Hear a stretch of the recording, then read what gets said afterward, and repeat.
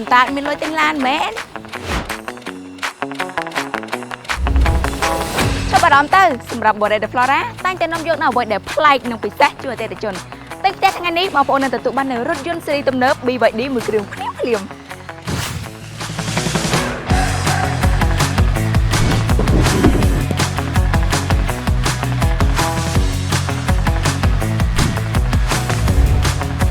បងប្អូនសាកមិនច្រឡំទេសម្រាប់ការទិញផ្ទះទទួលបានទាំងផ្ទះបានទាំងឡានប្រកាសណាបងប្អូនសម្រាប់ការទិញ Villa Queen A បងប្អូននឹងទទួលបាននូវរថយន្ត BYD Denza D9 មួយគ្រឿងភ្លាមជាមួយនឹងការបង់ប្រាក់ប្រចាំខែចាប់ពី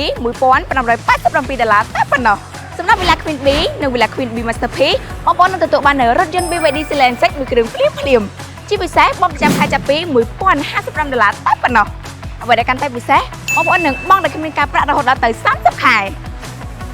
កុំអាខាដល់កំណត់មួយនេះកន្លងផុតទៅឲ្យសោះណាប្រញាប់មកឥឡូវនេះដើម្បីទទួលបាននូវការផ្ដល់ជូនដ៏ពិសេសមួយនេះបងប្អូនអាចទាក់ទងមកកាន់លេខទូរស័ព្ទ010ឬ087 366 886ឬបងប្អូនអាចទាក់ទងមកកាន់ Channel Telegram ដែលមាននៅខាងក្រោមនេះអរគុណបងប្អូនទាំងអស់គ្នាជម្រាបលាបាយបាយFlora ប្រណិតភាពក្នុងការរស់នៅ